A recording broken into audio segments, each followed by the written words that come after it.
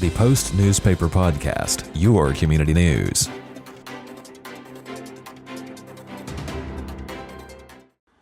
Thanks for coming back to the podcast. Today's special guest is Mr. Ernie Deats, who's a fourth-generation Dickinsonian, one of the local historians here, probably knows more about Dickinson than most people, and then also an author. We're going to talk about his book in a little bit, but Ernie, first, thanks for coming on the podcast. Be just thrilled to death to be able to do it. Yes, sir. So I was here yesterday when you were talking about the book you've recently published, and you were talking a little bit about some of the history in Dickinson as it relates to the book, and I just found that fascinating, and I wanted you to come on and talk a little bit about history, but then we're going to go into the book itself. All right. So what brought your family to Dickinson originally?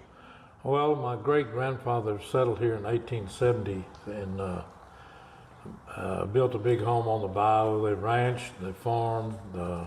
He was a contractor by trade. He was an architect, and I just learned that recently, that he's a graduate architect. But they came over before the Civil War and settled. He settled first in Galveston, and then it's a strange deal. He moved from Galveston, moved his family to Liverpool, Texas, which is right south of Alvin, and operated a ferry across the Chocolate Bayou. And he sold that and bought 200-something acres here in Dickinson and moved his family over here, and probably to get out of the mosquitoes and the greenhead flies. Okay. Now, what part of Dickinson did they relocate in? Where's that 200 acres at? It's right there off Hughes Road, on right on Dickinson Bayou. They had bayou frontage, and it's where Oakland subdivision is now. And it's a strange deal. They were, I wouldn't say affluent, but they were fairly affluent, and none of the family has any record or as to where they're buried. He and his W.S. Deats and his wife Jane, and they started the Dickinson Cemetery, the church, Methodist church, and but they're not. There's no sign of them being buried there, and the family has had a big family. They all. Someone knew at the time, but they're all dead now, so you can't say as to where they're buried. But they're buried here in Dickinson somewhere, probably along the bayou. And when that subdivision came in, they probably just covered that up and just keep rolling.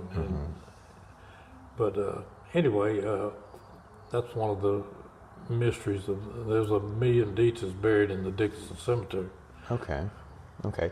Now, going back even further from origins in South Texas, where did the Deats family originally come from, as far as you know? From Alabama. Alabama, okay. In fact, this is a funny little story. It's a town in Alabama, Deatsville, Alabama, and it's between Montgomery and Birmingham, off to the side. There's a small little community, and I've been there a couple of times, but it was a funny deal. They got one big kind of a general store and all that, and the first time I went in there, and I was so excited, and the guy asked me, "Can I help you?" And I said, "Well, no, I'm a Deats," and I came back because, "Okay, what do you want to buy?" And I don't want to buy anything. I just thought you're getting one of the ancestors of this community, and but we got pictures of the post office and the cemetery and so forth. Deatsville, Alabama, and the reason they moved, I've heard different folklore stories, but was that he married a rich plantation owner's daughter who didn't approve of him, and next thing you know, they were headed for Texas, and That's anyway, interesting. Yeah. So they get here, they buy 200 acres of land, and your father moved around and before he bought the land, and then he ended up settling here. Once he settled here and had that land, where did life take him? Was he married when he moved in here? Oh, yeah. Okay. They were married and had 14 kids, and my grandfather was the youngest of the 14. So he had nephews and stuff that were 30 years old, or 25, 30 years old nephews, that he was their uncle. And but my granddad then bought some land out on the prairie there, not far from the old Deats homestead, and settled there, built a home there and settled there. The home was built in 1897, I believe. And anyway, that's he stayed close. A number of the other ones went off to other places. Okay. Now, is that homestead still there? Are there any remnants of it? Yes, it was. That's where I was raised, and not of my great-grandfather, my grandfather's. Okay. I was raised there in that house, and the house built in 1890 something. Well, you can imagine what it was in 1940 something when I was a kid, and it was in disrepair. My daddy got home from World War II, and he promised my mother that he would give him a few years and he would redo the house.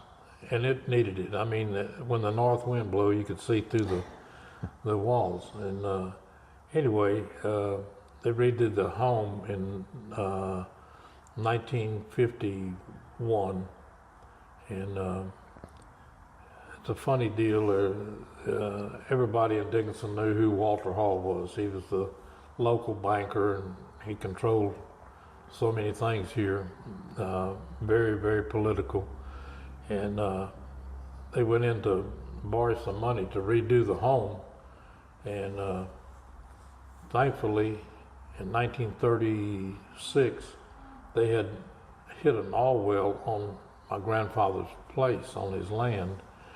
And so Walter Hall said he'd loan him the money if he would deed over the oil well and till it was paid off.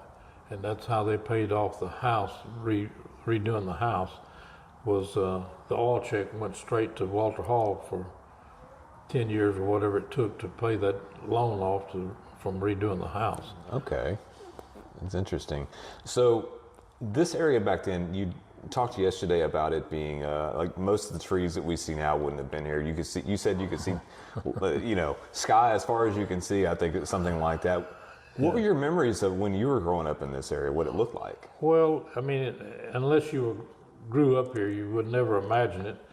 But from my old homestead, you could see to the Lamarck or Texas City. There wasn't a tree between Lamarck and Texas City and Dickinson till you got to the bayou.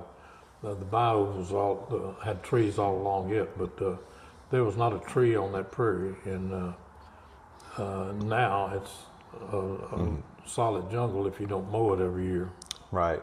Were most of those trees that we see now, were they brought in from different settlers that came in, or is it just? They came in, someone brought the tallow tree into the Gulf Coast, and they make 1 million berries every year, tallow tree does, and I believe 1 million of them sprout every year, and really it's unbelievable.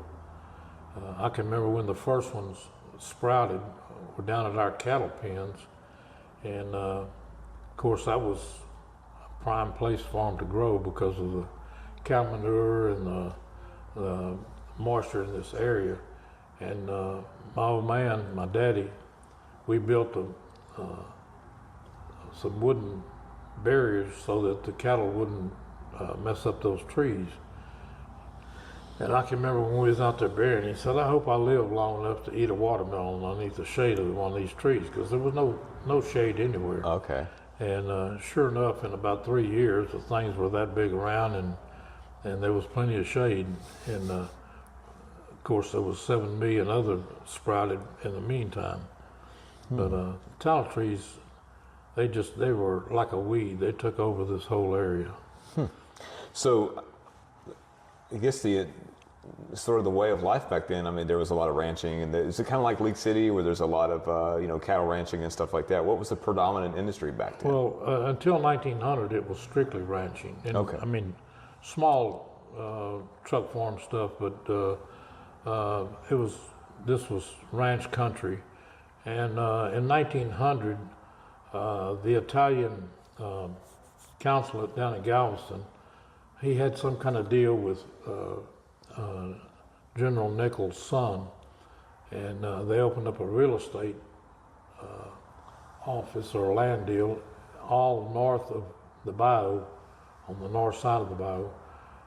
They sold 5-acre lots to Italian immigrants, and they came in here. They swarmed this area, but it was good land, good climate, and they bought 5 acres and went to truck farming. And the whole north side of Main Street, north of Dickinson, was divided up into 5-acre tracts that they bought, and they sold. Oh, good Lord! They sold the fire out of those things. Now, what's truck farming? If people are not familiar with that term. Well, vegetables or whatever crop they decide. But at one time, Dickinson was known as the strawberry capital of the world. Okay. And that was a wonderful cash crop that they made good money off of, and they could raise them fairly easy. It was hard work, but the whole family was involved in it. And then you had a group of Italians that came in that were businessmen that opened the first ice house here. There was 3 grocery stores at one time, the Italians. They were businessmen. Mm-hmm. And anyway, that caused Dickinson to prosper and grow. And of course, they were all shipped out on rail, and the strawberries and whatever. And but prior to that, they shipped out of Galveston. But when the strawberries came, they shipped those out on the rail. Okay. Now, was this area known as Dickinson back then, or was it? Yes, it's okay. always been. It's always been James Dickinson. Dickinson bought this. He had a league land from Stephen F. Austin, but he got the land, and the next week he was going to San Antonio, and was killed by Indians between here and San Antonio. He never settled here. He never, and then it went to his brother, and anyway, that's what started it. And when they put the railroad in, there was very few settlers here at that time, but they made a depot here and had to come up with a name, and they just used Dickinson because of him. Okay. So where did this area, what was sort of the fountainhead of this area? Where did it start to develop first? I would say on the mainland, here in Leech City, we're both 2 old or fairly old communities, and with ranchers. And later on, like Hitchcock and Santa Fe, end up a lot of truck farming there, and they had railheads at both places that they could ship vegetables and stuff out of. And close enough, I've talked to some Italians that every morning they would take their produce and put it on the train, go down to Galveston and sell it at the market, and get back on the train and come back home, and then try to go to school. And It's it was a little tough, Yeah. Yeah. Okay. So going back to ranching, as far as your family is concerned, is that what I guess what you and your family are known for in this area? Was that something that you're very synonymous with, ranching? They've always, I mean, from my great-grandfather on, that Okay. it's died now with me. My daughter's a vet, but her and the grandchildren have no interest whatsoever in ranching. And anyway, but through 4 generations it was. You were talking about some of the stories yesterday when I was here, and you talking about large groups of cattle here and there, and as a kid you remember doing certain things, and I think you were talking about jobs that you were given when you were young. Some of the, that was a hard life back then. I mean, compared to what it is now. But describe for people who may not be familiar with what it was like growing up back then in this area. Well, I mean, my father had been through the Depression, and the harder the work was, the better he liked it, and he raised me the same way, and my sister. We were brought up to work and to help, and I was freaky about athletics. I'd love to play baseball, football, basketball, all of it. But and you could play, but you come home and do all your stuff before you go.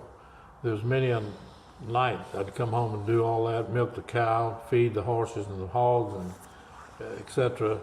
And then hurry up to the school to put on my uniform so I could play whatever sport was in season. And but that was just kind of the way I was raised. If you want to play, that's fine. My daddy had no interest in watching me play. All he wanted was to work. But it was one of those things that I guess I look back on it. It wasn't all bad. I mean, it taught me about working, and I hopefully raised my daughter the same way, and that was important. Okay. And siblings, how many siblings do you have? Just my sister that was here yesterday. Okay. She, as soon as she got old enough, she got away from ranch and farming. She had had enough of that, and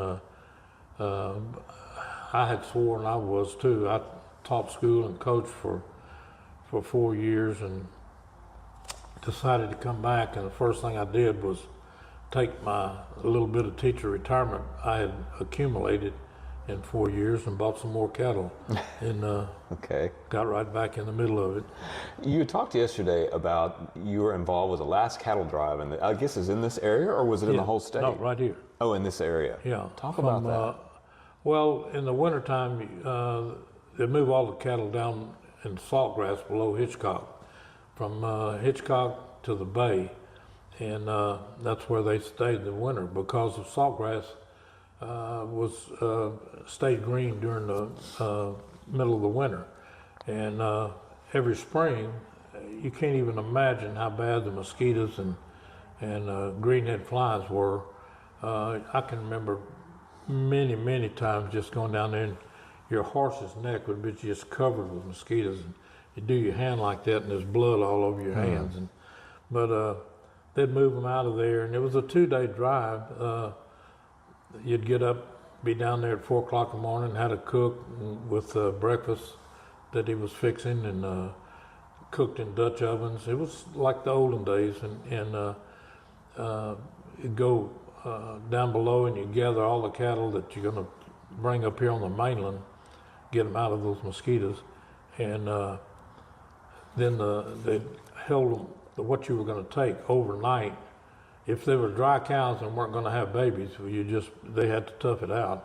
But anything that had a baby on it, mosquitoes would kill the calf. Oh, Seriously, they were so thick that they would get in their nostrils, they couldn't breathe. And anyway, you bring all those up there right below Hitchcock. The pens are gone now. It's right where the diversionary canal is, and leave them overnight. The next morning, you were there at 4 o'clock again. And we would move them up across Highway 6 up Beauchet Road, and by noon you were right where College at the Mainland is now, and that was a big kind of a swampy slough area. It had water most of the time in there, and they'd get a drink, cattle would lay down and rest for a little bit, and then they had the cook there. We'd eat something, and then you'd take off and go on up on the mainland. There was one thing that was interesting to me as a kid. They had 3 riders that would go ahead of the cattle, and you'd have to go through fences. They'd take all the staples out of the fence, lay the wire down on the ground and tie it so it wouldn't come back up, move the cattle across. They'd untie the wire, staple it back, get around the cattle, and go to the next fence, and that's how you traveled across that prairie. okay. Anyway, Highway 3 was old 75 from Galveston to Houston, and for some reason they always moved them on Splash Day weekend, and the traffic was horrendous. Anyway, they had to get out in the highway. It was only 2 lanes, so that it was not that hard to stop. and stop the traffic. People would get out with cameras and all this stuff, taking pictures. You'd cross Highway 3, which was old 75, and to go on. And the thing that took a lot of time was once you got to where you were taking them, it was over where the reservoir is now. You'd have to match they'd turn the calves. A lot of the little baby calves were too small to drive. They were hauled in a trailer and turn the calves loose and let the cows come claim the baby. Oh, okay. Well, there was always 3 or 4 that they wouldn't claim them, and they would fiddle with them, and you'd sit there and hold that herd, and it was getting dark, and you were wanting to get home and take a bath. And anyway, that took a long time to match everything up, and but anyway, it was a hell of an experience. And the last drive we made was when they opened the Gulf Freeway, and they weren't thinking very smart, but the Gulf Freeway turned into like the Indianapolis 500 when they finally opened that thing, because cars could just fly down that thing, and to stop the traffic in 2 different separate lanes was almost impossible. And it's a wonder somebody didn't get killed. And finally got the traffic stopped before you move the cattle across. But that was something else. They decided then no more drives, and can't do that anymore. Do you remember about what year that would have been? In 51, I believe. Okay. I believe it was in 51, 50 or 51. Okay. When did Highway 3 go in? Oh, Highway 3 was There back for a in long time. Yes. I'm sure it's an old shell road. Before, all the roads were shelled in, but God forever, that road had been there to connect Houston and Galveston. Okay. All right. So whenever you couldn't drive cattle anymore, how did that affect you doing ranching? Did it really affect you at all? Yeah, it did. Of course, one thing that helped, they came in with, the discovery of DDT, and I can never forget that. They talked somebody with the county in an airplane to make 2 or 3 swaths across there and spray. And you could go down there in the spring, and those cattle, they all bedded down right in that where the airplane had sprayed. You knew exactly where it was, because there was almost no grass, because that's where they bedded down all the time. And DDT helped control mosquitoes. And of course, everybody that lived here then knew now. They had trucks that came through the neighborhood spraying. Kids would run behind the truck, and nobody ever thought about it being harmful. Right. And but that's how they finally got a hand in controlling the mosquito population. So what turned this kind of cattle ranching community into what we see now? I know it took time, but what do you think was the instrumental, action or event that really started making it coalesce into a city that we see now? Well, one thing I think was NASA coming down. Dickinson exploded whenever NASA came. There were so many people. This was called a bedroom community. But they started subdivisions for people to find a place to stay. And the pines along Dickinson Bayou and all helped promote beautiful spots for subdivisions, and building was rampant then. They moved in there like crazy, and anyway, this was more the bedroom part of it, where up closer to NASA, the Webster area and the League City area boomed with businesses, a lot of businesses, where Dickinson, the businesses didn't boom so much as the residential development. And God, it exploded whenever that happened. But that started changing things. A lot of the country that was pasture for cattle was taken up, and it's even more so now. Someone asked me the other day, why is ranching not as big as now as it was at that time? It's because there's houses built all over what used to be pasture. And what are your opinions on that? Do you like that? You just accept the progress for what it is? Yeah, I or? accept progress is what Yeah. it is, and I mean, there was no stopping it. And Right. if you look at League City, the same thing happened to them. That city is now the largest city in Galveston County, and it's mainly because there's so much development going on all the way to Friendswood. That whole country is all the way out 517. It's just booming, and now down I-45, that has started to boom. That stayed vacant for years, farming and ranching, but now there's 5 million houses going in down there. And one of the things that I was concerned with and been involved with so much is the schools. When you have that much of an explosion in population, you've got to have the schools to handle it. And thank goodness we had a superintendent one time. He was kind of an arrogant guy that he and I butted heads like crazy, but he did have the school district involved. Dickinson is the largest school district in the county. A lot of people don't know that, but Texas City, Santa Fe, I mean, this is Dickinson School District, Lamarck, and it's a huge school district. And they went to building, passing bond elections and building things and schools to handle the huge influx of children. And there's still, it's a constant deal now still. They just built a junior high out off I-45 to take care of a lot of that country right there where Buc-ee's is and all that. And another elementary's going in out there. And I mean, it's a constant thing. It's kind of like if you've noticed over in Sugar Land and that area over that way, it's the same thing. They build schools almost constantly because there's that many people that are moving in. Okay. Now, somewhere along the way, you took an interest in writing. Yeah. We'll talk about the book now. We're going to work our way into the book. Okay. What spurred your interest in writing? Well, it's one of those things. If you were an athlete, you didn't publicize that you like to write poetry or write anything. That was for girls and sissies.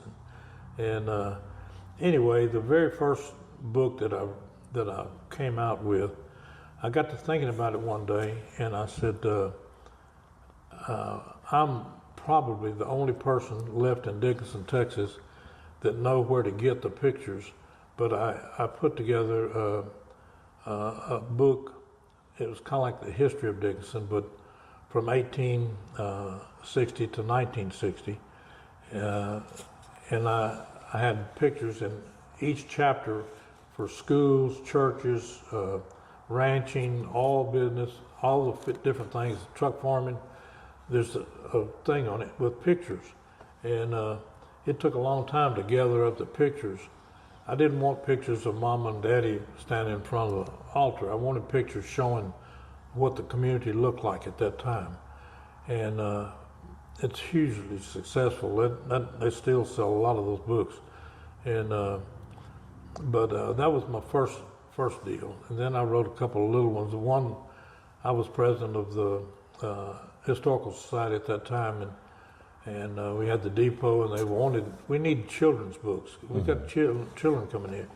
So I got, I know I'm kind of crazy about that, but I wrote a little children's book, and I had one of the high school students that was the art teacher and I got to be real good friends. And you have someone that could do, oh yeah, I've got a girl that's really good at it. And she did all the pictures and the drawing. And over the years, I've had probably 4 different art students from the school that did the artwork for the books. And anyway, some of it was real good, some of it was okay. But anyway, it was including the kids.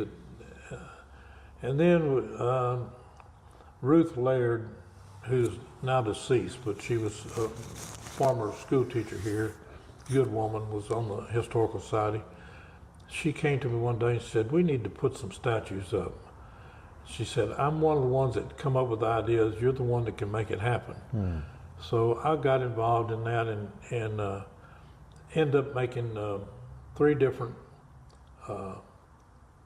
clay molds of what the statues would be like.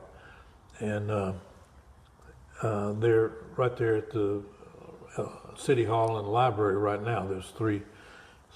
So I got 3 of the art students along with the art teacher to do the molds. And they got the people that posed for them were all someone that worked at the school. Okay. And, we had the rancher, the farmer, and the Italian storekeeper, 3 different ones. And they did a great job, those kids did, and she ended up finalizing and finishing them. And I'll never forget the day she called me and told me, you can come get these if you want to and take them. And we were having a historical society meeting, and I went to get them, and they're clay. And God, I said, how in the hell am I going to get those to the down here without messing them up? I mean, because I've seen her before when it looked beautiful to me, just slap that clay. Oh God, no, don't mess it up. And anyway, I brought them in here like they were gold, and we set them down there, and everybody loved them. And so we got a foundry, and we did 1, and then gathered the money up finally for the 2, then finally gathered the money for the 3rd one. And anyway, that's those 3 statues that are right there outside of City Hall. Okay.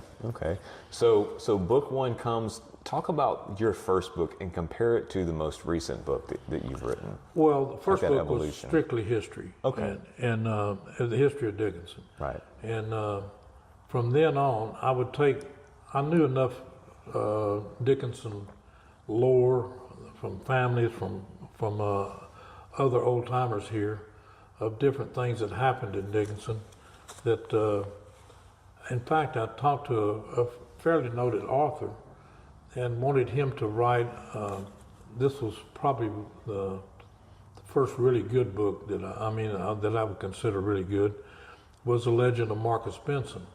And he was like the John Wayne of Dickinson. Okay. And he was somebody you didn't fool with, that was well respected, good looking guy. And his mother was a Deats. And the family, we all knew the story. He had a ongoing war with the Klan up in League City. League City had a Klan, and they were very prevalent there. And anyway, I wanted him to write the story. I knew the story. He said, God, Ernie, you can write that. Just sit down and go to writing. I said, I don't think I can do that. He said, just sit down and do it. You can. I've read some of your stuff. You could. So thank goodness he taught me into it, and I did it, and it turned out to be very, very successful, and that book did, and it's a true story primarily, but when you write a true story about someone like that, you've got to mix fiction in there as to what they did this morning for breakfast. You knew all the main things that happened, but anyway, that one, and then The Last Karanka probably is the best of anything I've written. It's a story about my great-grandparents. They found an Indian boy, a Karanka Indian kid that was orphaned, and end up raising him. And part of it is true, part of it is fiction. But and the problems that he had at Dickinson would be like integrating the school with an Indian kid and with the white kids. And thank goodness my great-grandfather had built the First Methodist Church right where the cemetery is now, but it was also used as a school. It was the biggest building they had in town, and during the week it was a schoolhouse. On Sundays it was a church, Methodist church. Right. And the people raising hell about Indian going to school there. And anyway, a lot of trials and tribulations with, but it's a 5-star rating on Amazon and Kindle. And so, I mean, it's very, in fact, I've had 2 calls a day about want to do this, want to make a movie out of your book and all this. There are 7 million companies in the United States that are nothing but cons. And they want the money. And anyway, I've been burned a couple times, but no more. And in fact, I got a contract right now on my desk for $1.3 million for a movie. Well, it's worth what toilet paper is worth. It's worth nothing. But all of my books, just about, they all center on Dickinson and the way Dickinson was and what happens. Part of it's true, part of it's fiction, and they're all historical fiction. Historical fiction. But they take a little bit of truth here and do it. Right there at the corner of Hughes Road and Highway 3 was the Nolan House. It used to be, they used it for the Civil War as a hospital. It's a big, huge 2-story place there with galleries on the top story and the bottom story. And they used that as a hospital during the Civil War. And he was the largest rancher in Dickinson, and was a good man. And there's 2 or 3 of the books that are kind of centered around him. And he was a good guy that did a lot for the area. So talk us through your most recent projects, The Storekeeper's Son. Storekeeper's Son is my great-grandparents, on my grandmother's side, my dad's mother. And he came down here from South Dakota. I'm sure he had done something. Nobody in the family wanted to talk about that, or maybe they didn't know or didn't want to know, but he was in some trouble up there, I'm sure, to come all the way from South Dakota to Texas. And anyway, opened up a saloon. And the building was there, up until the 60s and 70s, right along there, right at the railroad track. And the saloon at the bottom and the living quarters were upstairs. And my great-grandmother and her 2 daughters, which was my grandmother and her sister, were so opposed to alcohol and the women that worked in the saloon. Right. And anyway, that's family lore, all that. I mean, there was war constantly. And my great-grandmother wanted out of that upstairs over the saloon with all that noise. And it was the only saloon on the mainland. And they came from League City and all around if you want to go in there and with your paycheck and have a drink and so forth. And anyway, that's family history and that part of it. But they had a son that was the laziest guy in the world, and my great-grandfather was ready to kill him.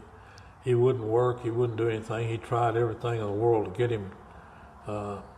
get him involved in something.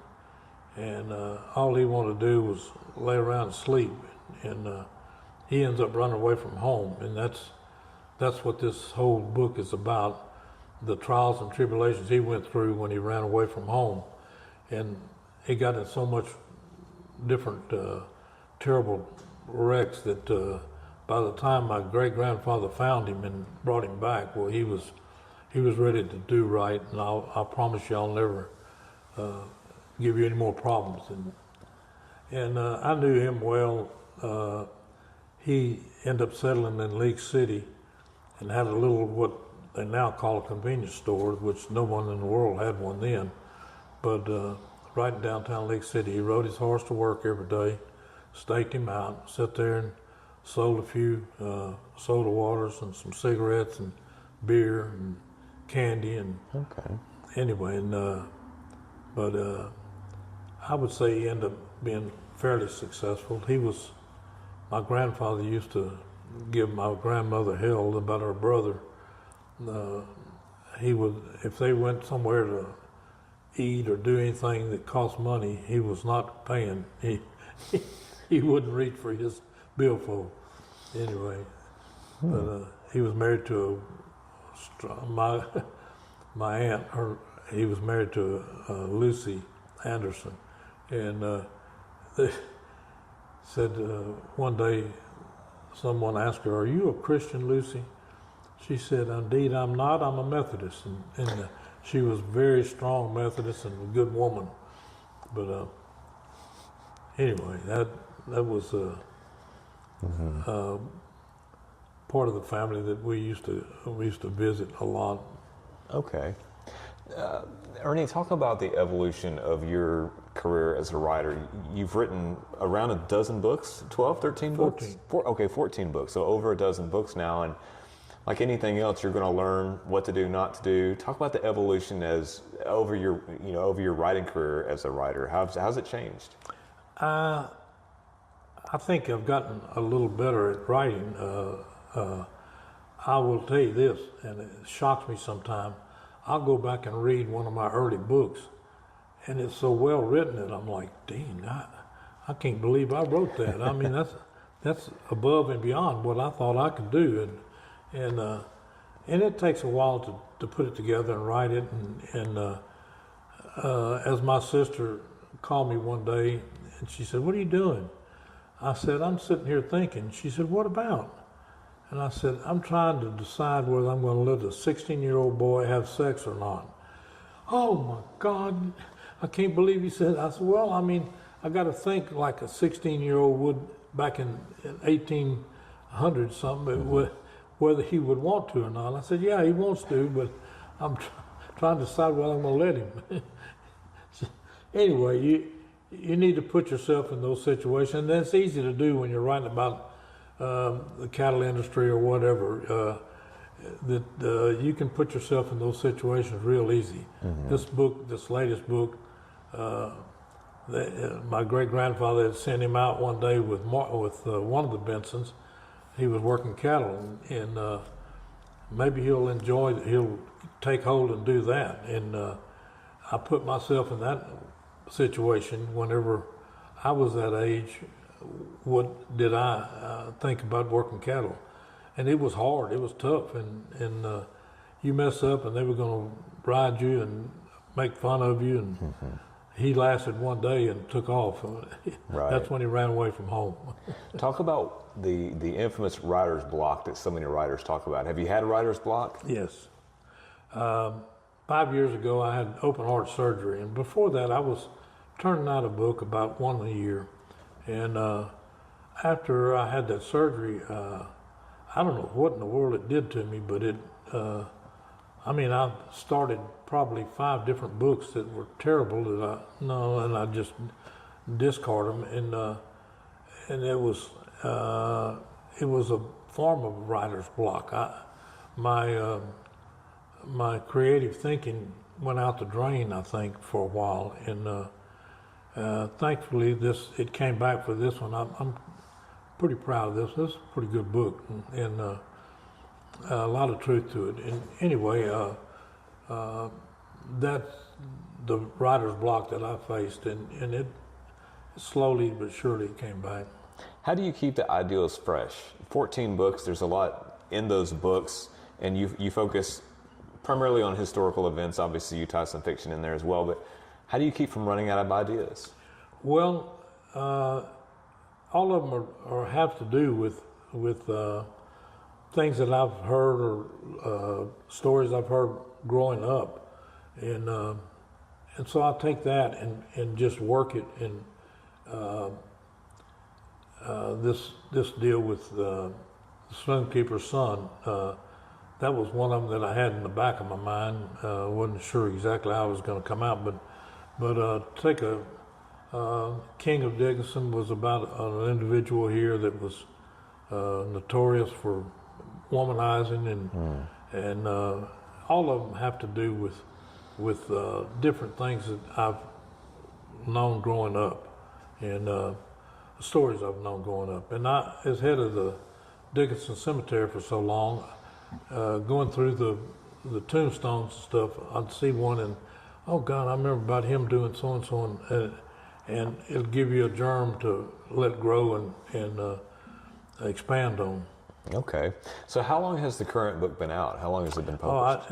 This was the first deal that I had the other day. Okay. Very good. Now, is it for someone who may be interested in writing?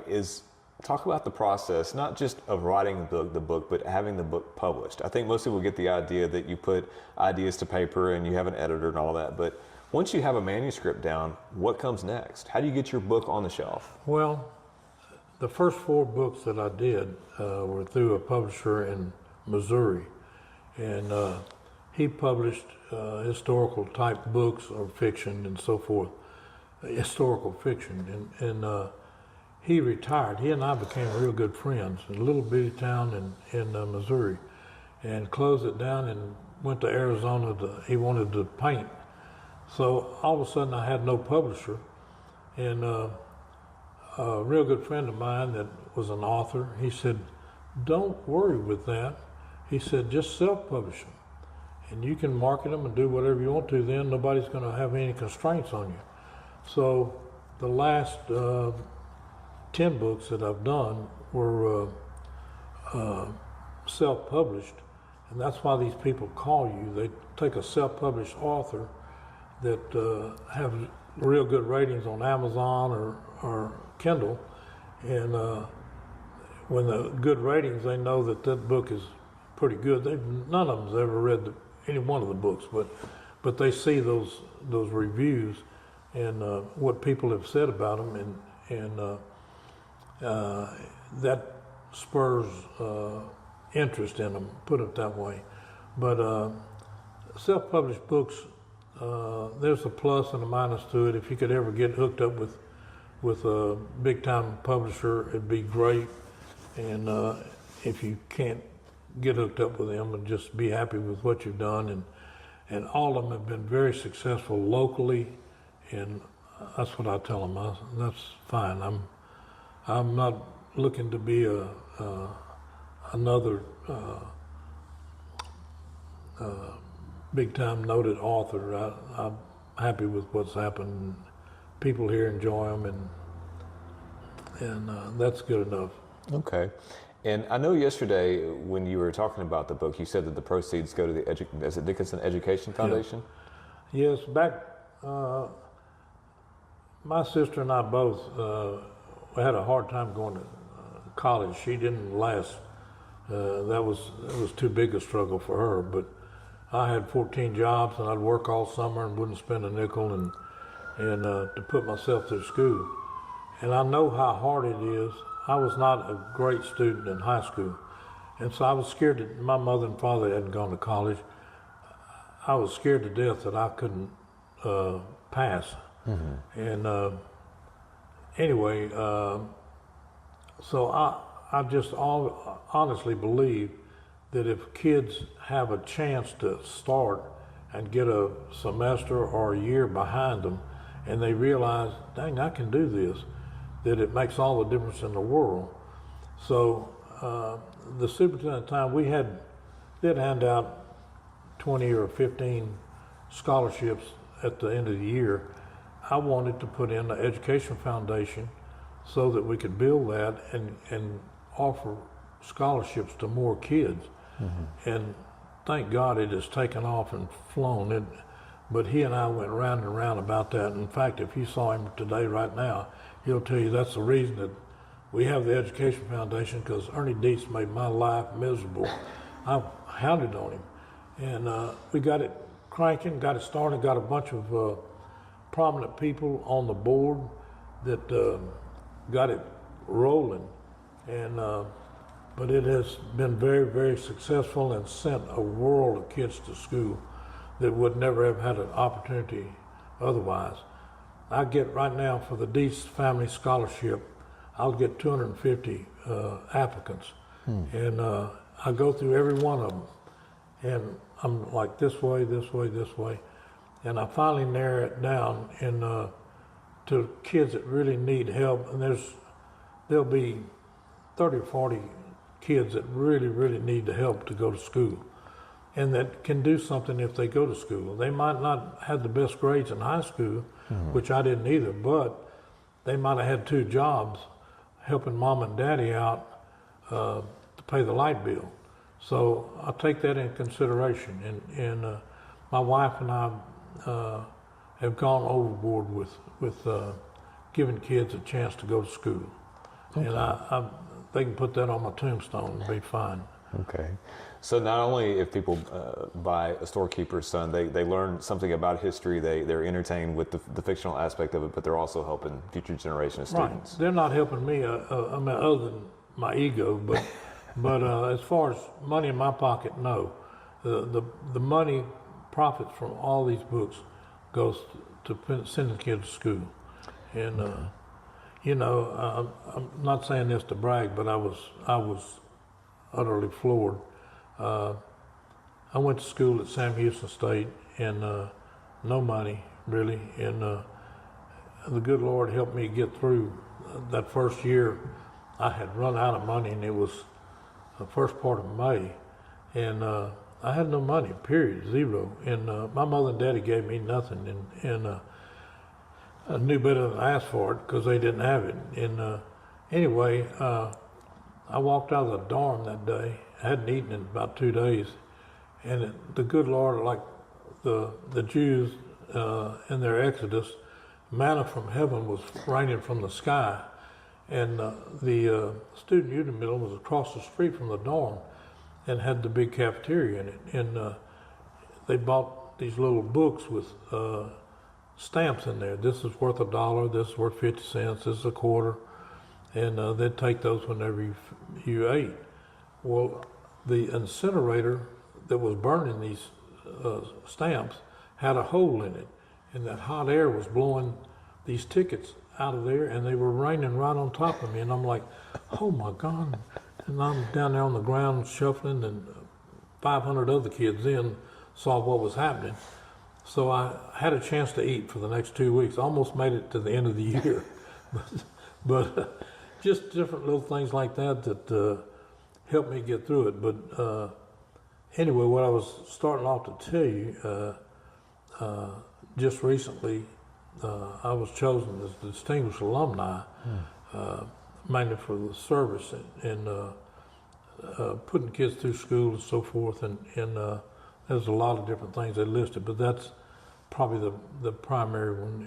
And anyway, I had a big celebration up there on the football field at homecoming, and a huge banquet. And anyway, it was very humbling to be chosen. I think about the millions of kids that have been through Sam Houston, and you're one of those they pulled out of that million.